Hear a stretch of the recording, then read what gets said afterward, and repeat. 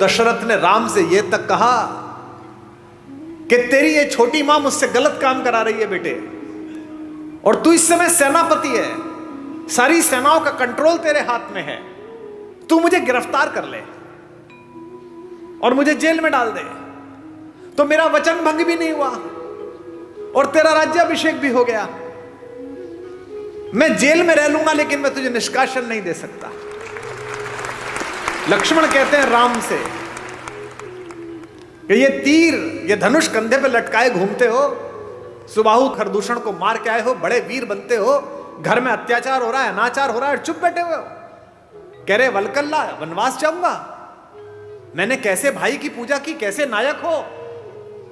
जब तुम कहते हो मेरे बड़े भैया कि मैं अत्याचार सहन नहीं करूंगा, तो अत्याचार तो यही हो रहा है घर में, तो तीर उठाते क्यों नहीं हो। राम ने कितनी अद्भुत बात कही। राम कहते किस पर तीर उठाऊं, इस मां पर बचपन में जिसका सपना देख के इसके पास आकर सोया हूं, इस पिता पर जिसने सुबह अपने बाल बनाते समय एक सफेद बाल देखा और उस बाल को देखकर गुरु वशिष्ठ के घर गए और कहा कि अब बस मेरा राज्य समाप्त हुआ, राम को दे दीजिए। या इस भरत पर, पाप भी जिसकी सोच की सीमा के बाहर खड़ा होकर प्रणाम करता है कि यहां नहीं जा सकता।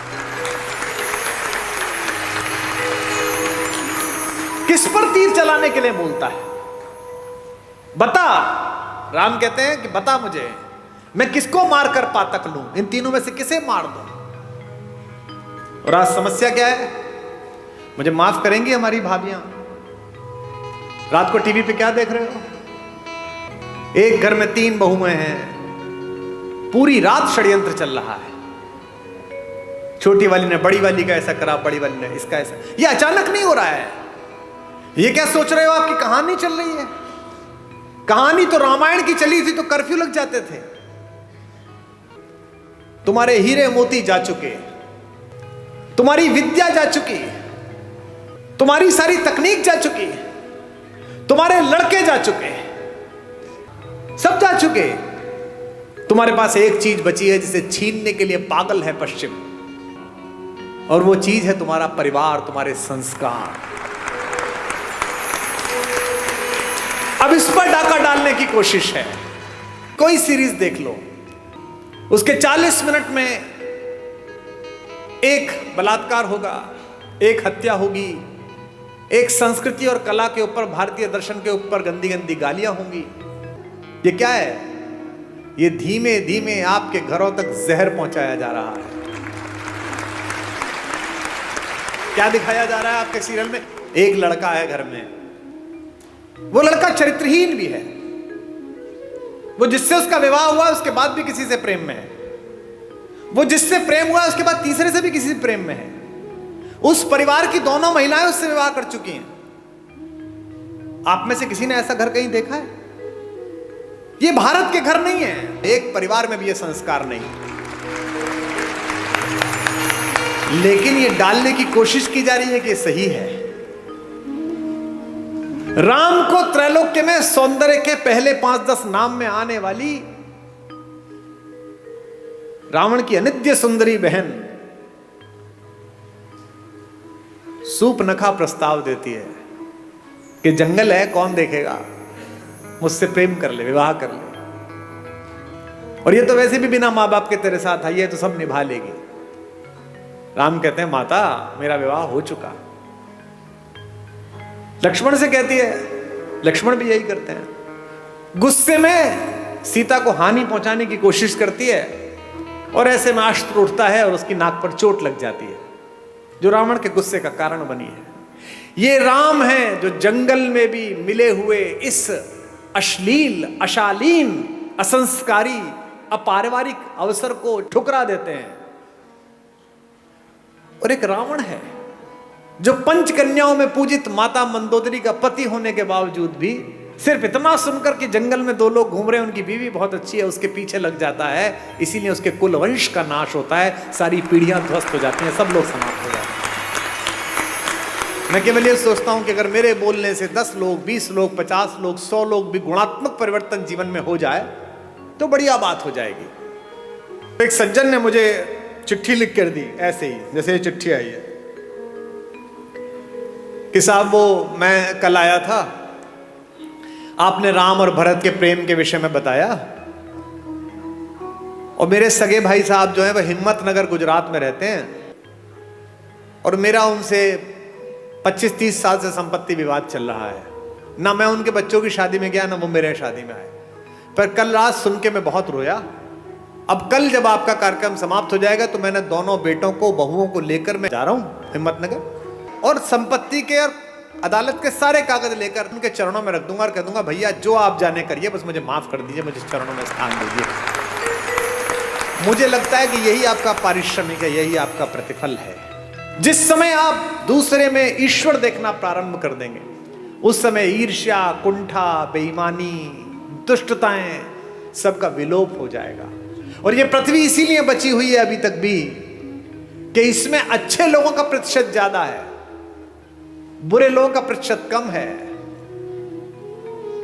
हमारे एक शायर का शेर है कि दुनिया नफरतों की आखिरी स्टेज पर है, इलाज इसका मोहब्बत के सिवा कुछ भी नहीं है। ये दोनों भाई थे, यूक्रेन और रूस, एक दूसरे के खून के प्यासे हैं, निरपराध लोगों को मार रहे हैं। और मरवा कौन रहा है? वो बाहर बैठा हुआ एक आदमी, वो यूक्रेन से कह रहा, चिंता मत करना, हथियार कितने में मिलेंगे तू जारी रख। ऐसे बहुत लोग मिलेंगे आपके परिवार में बाहर खड़े हुए, जो आपके बच्चों को, आपकी बेटियों को, आपके बेटों को आपको सिखाएंगे कि घर में लड़ाई है, जारी रख, मैं तेरे साथ खड़ा हूं। वो अपने साथ खड़े, आपके साथ नहीं खड़े हुए। जो भी व्यक्ति ऐसी बात करता मिले कि चिंता मत करना, मैं तेरे साथ खड़ा हूं, अपने भाई के खिलाफ हो जा, बहन के खिलाफ हो जा, मां के खिलाफ हो जा, समझना कि वो आपके साथ नहीं खड़ा है। क्योंकि जो आपके साथ खड़ा है वो कह रहा है कोई बात नहीं, थोड़ा नुकसान फायदा चलता रहता है। राम से सब छिना लेकिन सब मिला। इसीलिए मैं बार बार अपने सत्र में एक बात कहता हूं, महत्वाकांक्षा खूब रखिए, लालच शून्य रखिए। ये जो आपके पास है, इसे जब तक पर्याप्त मानते रहोगे तब तक खुश रहोगे।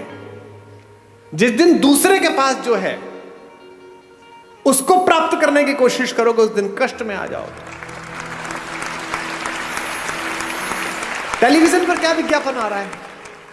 ये दो भाई बहन बैठे हैं, ये एक मामा जी बैठे हैं, एक माता बैठी है। इनमें प्रेम की क्या कमी है भैया? 2 शताब्दी से ज्यादा का प्रेम है दोनों का एक दूसरे से, भैया बहन का। हमको क्या सिखाया जा रहा है? रक्षाबंधन से 5 दिन पहले एक डायमंड की कंपनी आती है, वो कहती है इस रक्षाबंधन बहन को ये हीरा दे दो। हमको क्या सिखाया जा रहा है करवा चौथ पर? ये डायमंड दे दो। यहां तक कि घर में हम कौन सा कुकर खरीदे, इस पर भी प्रेम। जो बीवी से करे प्यार, वो इस फला कुकर से कैसे करे इनकार?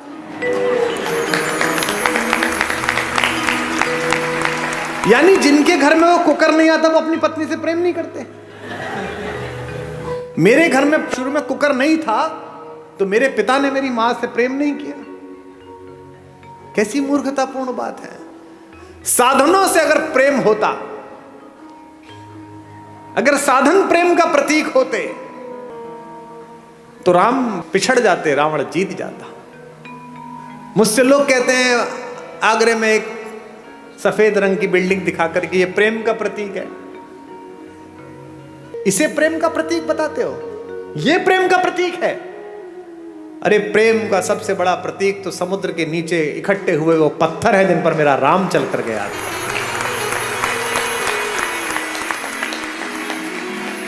राम ने कहा है ऐसी की तैसी इस पर्वत की, ऐसी की तैसी इस समुद्र की। अगर मेरी प्रेमिका, मेरी पत्नी के बीच में कोई आया है तो 7 समंदर पार छुपाओ, उसके घर में जाके मारूंगा। ये प्रेम है, इसे प्यार कहते हैं। प्रेम साधन पर कैसे निर्भर हो गया? महिलाएं एक दूसरे से पूछती हैं इस बार करवा चौथ पे क्या दिलाया, इस बार एनिवर्सरी पे क्या दिलाया। नहीं, उपहार देने चाहिए, लेने चाहिए, अच्छी बात है, पर इससे प्रेम कैसे जस्टिफाई हो रहा है? कोई ज्योतिषी बता सकता है कि इस वाली शादी में इतने कैरेट का हीरा दे दो, इसके बाद तलाक नहीं होगा? बता सकता है? नहीं बता सकता। लेकिन अगर माओ ने बेटियों में संस्कार डाले हों कि जिस घर जा रही हो उस घर में जो मां है वो भी मां ही है, अगर पिताओं ने पुत्रों में संस्कार डाले हों कि जिसकी बेटी इस घर में आ रही है उसका उतना ही अधिकार है जितना तेरा इस घर पर अधिकार है, तो हीरे की जरूरत ही नहीं है, घर ही अयोध्या बन जाएगा।